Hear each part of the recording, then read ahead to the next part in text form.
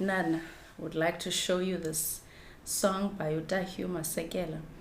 In case you were wondering how to play it, the song really has two riffs that kind of happen. One is in the guitar, one the guitar plays, and the other the piano player plays. The guitarist kind of plays this, and the pianist kind of does.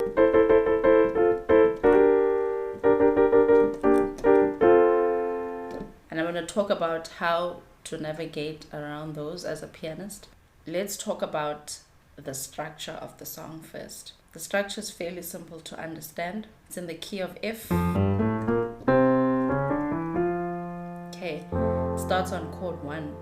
And by virtue of the style of the music, I mean, this is South African jazz, I was trying to listen as closely as possible. I think the F can pass as a F major 7, but a triad sounds perfectly fine. And then it goes to chord 6, 2, 3, 4, 5, 6. You have a D minor 7, then it goes to chord 2, which is a G minor 7, to a C sus, or a C7. So we've got a 1, 6, 2, 5, 1.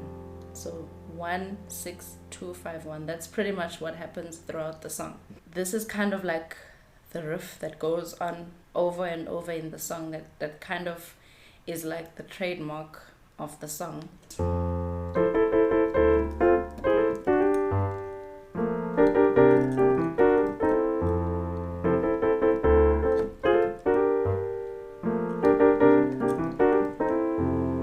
And here you will see I'm using F major and F triad interchangeably. I like the sound of F major 7, but I also like the sound of the triad, so you know, it's up to you. But I think in the track I was hearing a major 7. I think I did hear a major 7.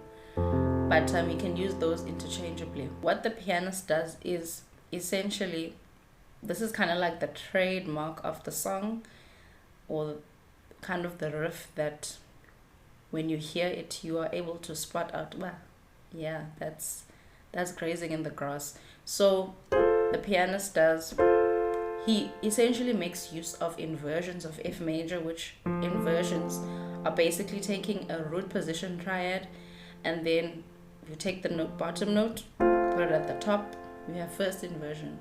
Take another bottom note, put it at the top, you've got second inversion. So it does.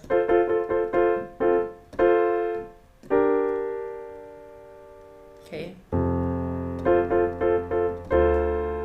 Here you keep root position because, well, the root position also works for D minor, because now it becomes the 3rd, the 5, and the 7 of D minor 7. So second inversion. This is actually just a play in G minor, but you can totally put the 7th in there.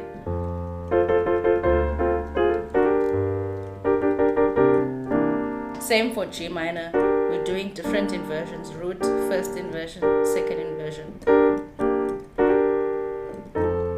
And this time let's actually add the 7th. So we'll do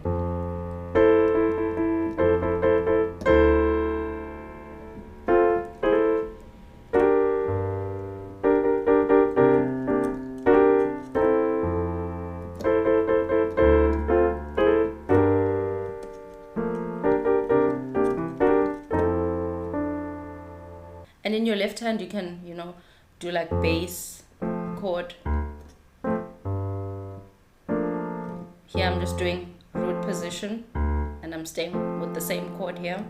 And for the 2-5 you can use rootless left hand voicings. Left hand voicings are built off of the 7th or the 3rd of the chord tone of the chord. So I voice 7, 3, 5 with the 9th if you want to add it there.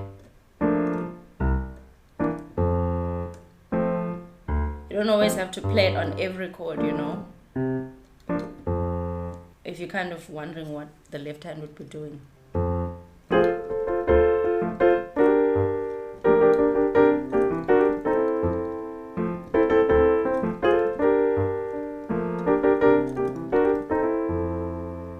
Okay, and then there's a second riff that you can get away with playing. Let's say, for instance, if you're just a pianist in the band and there's no guitar, is this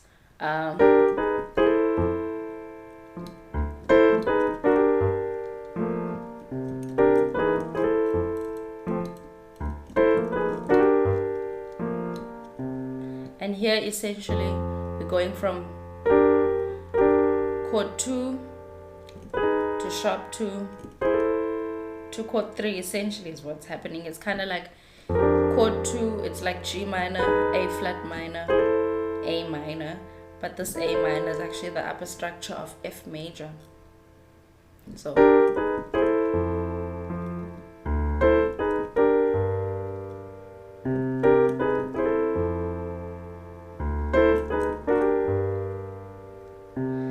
as a pianist, you can play one or the other. You know, if let's say you're starting the song before the horn player comes in, you could totally just do like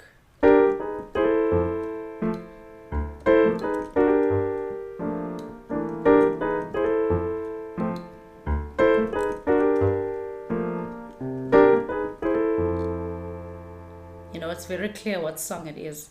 But equally, if you do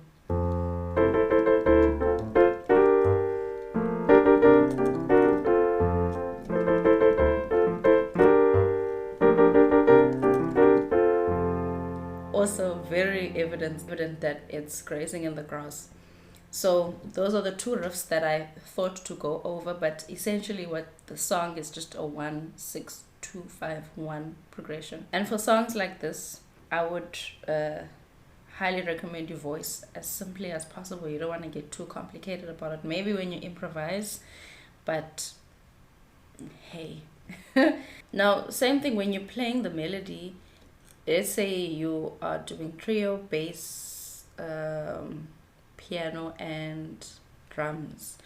So you will have to play the head probably, unless the drummer is gonna sing or the bassist is gonna sing or play it.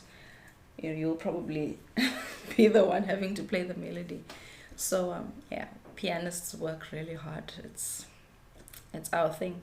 So you can actually use these left hand voicings where you'll do, I mean, if there's a bassist, you actually don't need to do like, you don't need to do that. You can just do,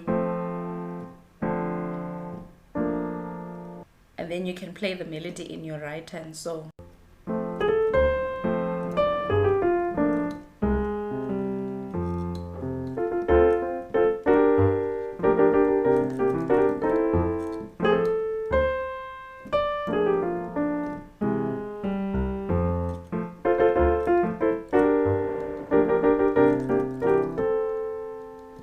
the second part of the melody is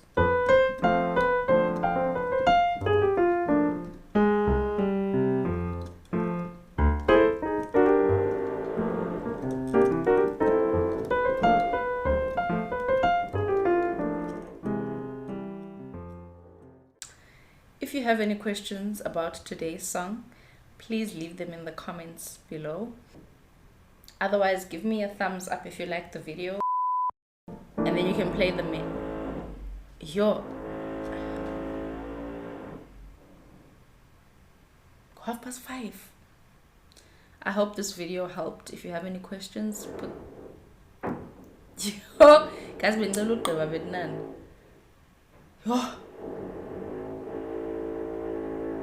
since 8 a.m.